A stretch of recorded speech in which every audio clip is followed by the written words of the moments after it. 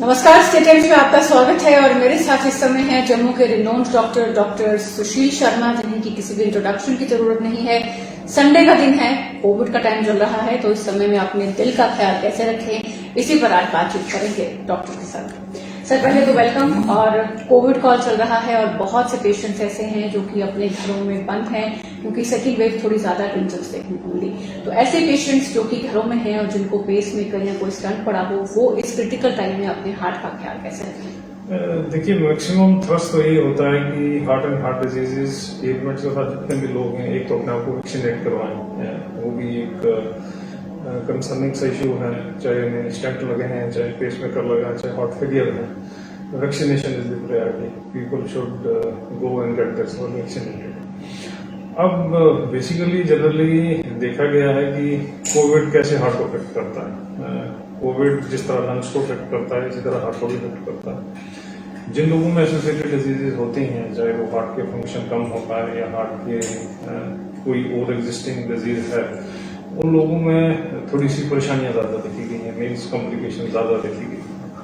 Sir, एक myth लोगों में ये भी है कि हम अगर वैक्सीनेशन लगाएंगे तो हम पर इसके बहुत से नेगेटिव इम्पैक्ट्स पड़ेंगे। नहीं, देखिए, आप रिस्क बेनिफिट रेशो को ध्यान में रख के चीजें सारी करनी है कि कॉम्प्लिकेशंस वैक्सीनेशन कोई भी 100% इफेक्टिव तो होते नहीं है। कोई अगर कोई रिएक्शंस हैं, उसके एसोसिएटेड कुछ साइड इफेक्ट्स हैं, तो they are less. The benefits are more than the side effects, तो उसको ध्यान में रख के चलना चाहिए। The people risk of contracting virus is the same. आपको भी इतना रिस्क है जितना मेरे को भी है, पर जिन लोगों में कोमॉर्बिड डिजीजेज होते हैं उनमें चांसेस ज्यादा होता है कि कॉम्प्लिकेशंस आर मोर। अब कोविड कैसे इफेक्ट करता है हार्ट को, इसकी सेकंड एक्सटेंशन ये है कि या तो हार्ट के मसल्स का फंक्शन ड्रॉप हो जाता है, जिस तरह लंग्स में इफेक्ट करता है, इसी तरह डायरेक्टली हार्ट में इफेक्ट कर सकता है। वो एक हार्ट में एक एक्स्ट्रा लोड पड़ता है, क्योंकि लंग्स के प्रेशर ज्यादा होते हैं, वो हार्ट को भी परेशान करने की कोशिश करते हैं। डिमांड सप्लाई ज्यादा है, मिसमैच जो है वो हार्ट को भी स्विंग करना पड़ता है। उसके कारण हार्ट के मसल्स का फंक्शन जो है वो डिप्रेस हो जाता है। दूसरा तरीका ये होता है कि जैसे इन्फ्लेमेशन लंग्स में है वैसे हार्ट में भी हो सकती है, इसको मायोकार्डाइटिस कहते हैं। हार्ट के इन्फ्लेमेशन इन दी मसल्स, उसको मायोकार्डाइटिस बोलते हैं, या एसोसिएटेड डिजीजेज होती हैं। अब ये मिसमैच और ये लोड हार्ट सहन नहीं कर पाता, उसके कारण भी दिक्कत होती है। सर, एक चीज और देखिए कि कोविड में सबसे पहले जब लोग घरों में कैद हो गए तो फिजिकल एक्टिविटी बहुत कम हो गई लोगों की, और घर में बैठे हुए हैं तो फ्राइड खाना, जंक खाना हमने बहुत स्टार्ट कर दिया कि कुछ भी है तो चलो आज ये फ्राई करके बनाएंगे, हमको फ्राई करके बनाएंगे। उसका कितना इम्पैक्ट पड़ता है आपकी ईटिंग का है? देखो, एसोसिएटेड बिहेवियर के साथ ये चीजें भी इंपॉर्टेंट है। आपको एक्सरसाइज का लेवल भी मेंटेन करना है, घर के अंदर भी कुछ कर सकते हो। At least you stay with the diet which is heart friendly.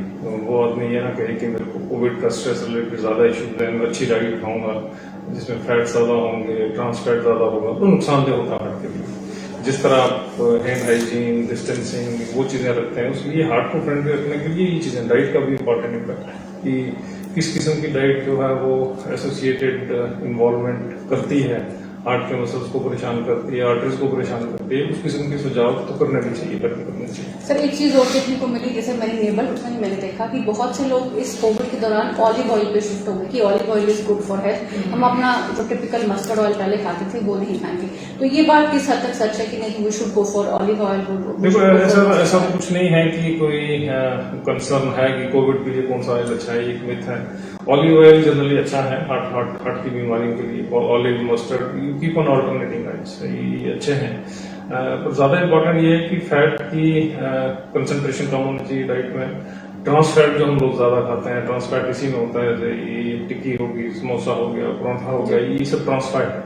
तो इस ट्रांस फैट को कम खाना चाहिए, ये भी एक लिंक है, और फैट की चीजों को कम लेना चाहिए। दूसरा ये कि आपकी ईटिंग बिहेवियर और कंजम्पशन, जितना भी आप खाते हैं और जितना आप उसको एक्सपेंड करने की कोशिश करते हैं, वो एक बैलेंस रखना चाहिए कि आपको एक्सरसाइज का लेवल जो है वो भी मेंटेन करने की कोशिश करें। अभी जैसे बहुत से लोग जो कि कोविड पॉजिटिव हैं और वो अपने घरों में हैं, और उसमें कुछ लोग ऐसे भी होंगे जो कि हार्ट पेशेंट भी हैं और कोविड पॉजिटिव भी हैं, तो वो लोग अपना ध्यान स्पेशली कैसे रखें? देखिए, अगर आपको लगता है कि छाती में दर्द हो रहा है, जकड़न हो रही है, आपको लगता है कि सांस फूल रहा है, तो इसको एक सिम्टम को इग्नोर नहीं करना चाहिए, इवैल्यूएट करने की कोशिश करनी चाहिए। कोविड के पेशेंट्स में ज्यादा ये देखा गया कि रिदम डिस्टर्बेंसेस ज्यादा होती हैं। रिदम मीन्स हार्ट का रेट कम हो जाता है, हार्ट का रेट तेज हो जाता है, हार्ट के मसल्स कमजोर हो जाते हैं। अब यंगर जनरेशन में ये तो इनफैक्ट ये देखा गया है कि ये possibly link to the myocarditis, और दी ओल्डर जनरेशन में ये देखा गया है कि या तो एसोसिएटेड डिजीज के कारण है या कोविड की बीमारी के कारण है। तो इट्स डिफिकल्ट टू डिफरेंशिएट, पर ये दोनों रीजन हैं इसको इवैल्यूएट करने के। लॉन्ग टर्म स्टडीज जो हैं हार्ट के मरीजों में क्या बिहेव करता है कोविड, ये धीरे धीरे हमें पता लगेगा। पर जितनी शॉर्टर स्टडीज हैं उनमें ये देखा गया है कि जो भी आप इमेजिंग स्टडीज करते हैं, imaging means you look for the functioning of heart में कहीं ना कहीं स्कार बनना शुरू हो जाते हैं, कहीं ना कहीं फाइब्रोसिस भी शुरू होना शुरू हो जाता है जैसे लंग्स में होता है। तो ये एक डिस्टर्बेंस है कोविड के लॉन्ग टर्म प्रॉब्लम में with heart disease. Sir, younger generation की बात करें तो बच्चे घरों पर हैं, स्कूल्स नहीं जा रहे, प्लेग्राउंड्स में नहीं जा रहे, तो एक तो ओबेसिटी फैक्टर भी उनमें आ रहा है कि बच्चे मोटे होते जा रहे हैं। और बहुत से बच्चों को देखा गया है कि सांस चढ़ने की प्रॉब्लम भी जो है वो देखने को मिल रही है। तो बच्चे अपने हाथों की वो तो जंक भी खाएंगे, आइसक्रीम भी खाएंगे, फ्राइड भी खाएंगे। तो बच्चों के लिए स्पेशली पेरेंट्स को ऐसा क्या करना चाहिए कि उनका हार्ट हेल्थी रहे, क्योंकि फिजिकल एक्टिविटी बहुत हो। देखिए, काफी से जो हेल्थ अवेयरनेस प्रोग्राम जो करते हैं, आपके साथ भी करते हैं कि भी हम लोग इस बात को एक्सटेंड करने की कोशिश करते हैं। तो ये कहते हैं कि the diseases of the heart they start at very younger age. Possibly atherosclerosis का प्रोसेस बहुत जल्दी शुरू हो जाता है। शुरू तो जल्दी होता है, मैनिफेस्ट एक एज में होता है, starts in early decade and से फॉर एग्जांपल जब आर्टरीज का मैक्सिमम ब्लॉकेड होना शुरू हो जाता है तो एक हार्ट अटैक की शक्ल में वो उसमें प्रेजेंटेशन करता है। तो ये जितनी भी ट्रेनिंग है हार्ट हेल्दी बिहेवियर की, ये पॉसिबली यंगर एज में शुरू करनी चाहिए। यंगर लोग जो है जो स्मोक करते हैं उनको दूर रहना चाहिए, ये भी एक सुझाव है। एक आइडियल वेट आप मेंटेन करने की कोशिश करिए, मीन्स आपकी वेट हाइट जो है उसका एक रिलेशनशिप है वो मेंटेन करना है। ये तो सिंपल सा मेजर है। हार्ट हेल्दी फूड का ज्यादा इस्तेमाल करना चाहिए, जिसमें ज्यादा वेजिटेबल्स हों, ज्यादा फ्रूट्स हों, वो ज्यादा खाने चाहिए। Fat, milk and milk products इसको कम लेना चाहिए, ट्रांस फैट कम लेना चाहिए। स्ट्रेस के लेवल को कम करने की कोशिश करनी चाहिए। अगर आपको लगता है कि आउटडोर एक्टिविटीज नहीं परमिसिबल, धीरे धीरे तो शुरू हो ही गया है, तो घर में कोशिश करनी चाहिए। You look for shorter kind of activities inside the home so that you stay active and spend less time with the gadgets, and that is what it is. Sir, आप ये भी कह रहे हैं कि थर्ड वेव शायद hit करेगी और थर्ड वेव में बच्चे आ रहे हैं वेरी हाई रिस्क, तो बच्चों को भी क्या जरूरत है कि हम जाके उनका भी हेल्थ चेकअप कराएं? देखिए, ऐसा तो प्रेडिक्ट करना बड़ा मुश्किल है। तो एपिडेमियोलॉजी वाले लोग कहते हैं कि वेव है, कौन सा थर्ड वेव है या फोर्थ वेव है, ये एक पॉसिबल, इसमें कोई nobody can be very scientific कि वेव का आना है, पर हम प्रेडिक्ट करते हैं कि कहीं ना कहीं पॉसिबिलिटी परेशानी हो सकती है।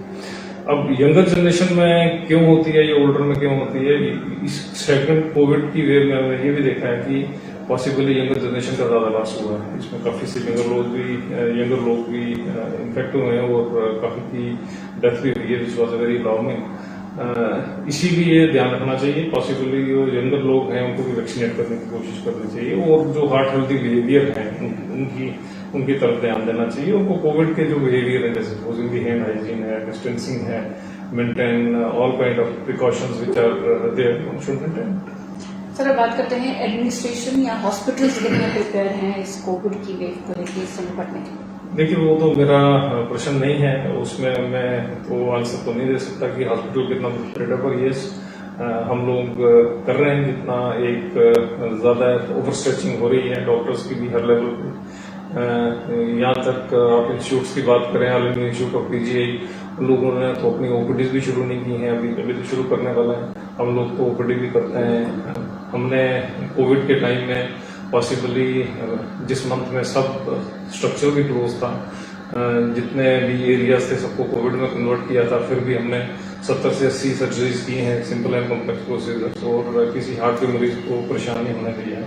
So we are always with them, and people of Jammu should have that kind of faith, full faith and that we are.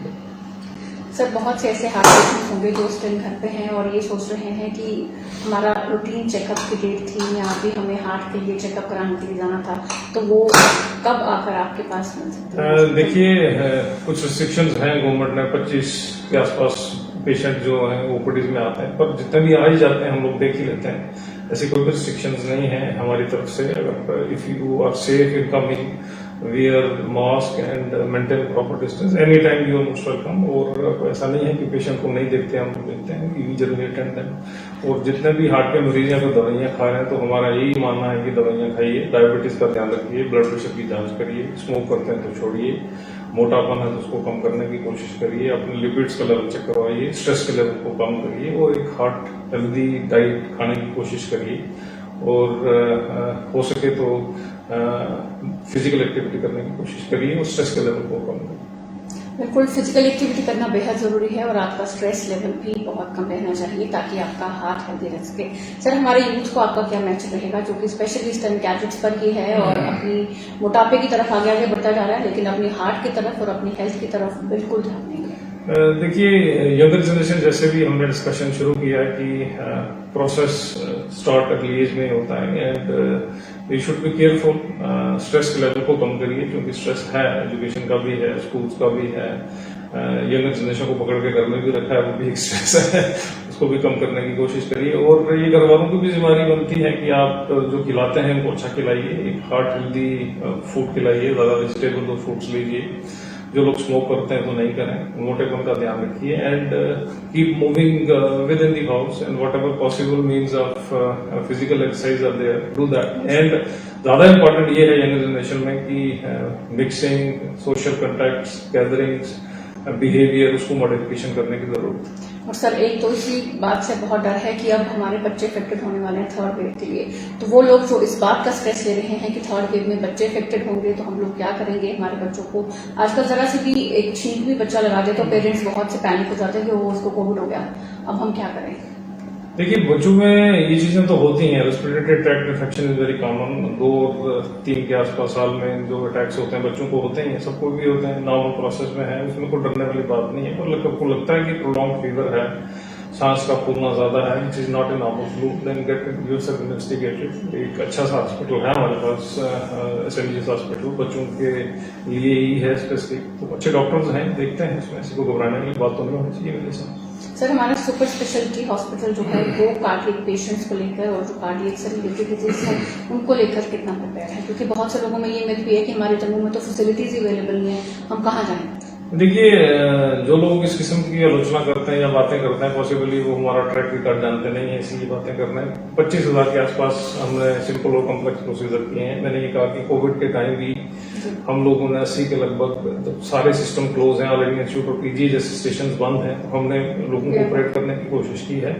तो हम 24/7 हॉस्पिटल में ही हैं। ऐसा नहीं है कि एक कार्डियोलॉजी डिपार्टमेंट का एक लेवल काफी सा हमने कोई नेशनल नहीं, इंटरनेशनल लेवल पे भी पहुंचाया है और काफी से लोग एक्सपर्ट्स हमारे विदेश से भी आए हैं जिन्होंने भी अप्रिशिएशन किया है कि डिपार्टमेंट अच्छा काम कर रहा है और काफी फैसिलिटीज अच्छी हैं। जितना हमारी लिमिटेशंस हैं, जितनी हमारी रिसोर्सेज हैं, उसके हिसाब से तो we are doing possibly best in the world. तो अपने हॉस्पिटल पर, अपने डॉक्टर्स पर विश्वास रखें, स्ट्रेस फ्री रहें, हेल्दी खाना खाएं, फिजिकल एक्टिविटी जरूर करें। अगर आप घर से बाहर नहीं निकल सकते तो अपने घर में ही थोड़ी बहुत फिजिकल एक्टिविटी जरूर करें, हेल्दी खाना जरूर खाएं, फ्रूट्स वेजिटेबल्स अपनी डाइट में इंक्लूड करें ताकि आपका हार्ट और आपकी हेल्थ दोनों अच्छे रहें। इसे नोट करें कि आप डॉक्टर सर की सभी एडवाइजेस को मानेंगे और खुद को कोविड से भी बचाए रखेंगे और हेल्दी लाइफस्टाइल भी अपनाएंगे। इस सेगमेंट को यहीं खत्म करते हैं, बहुत जल्द फिर मुलाकात होगी। नमस्कार।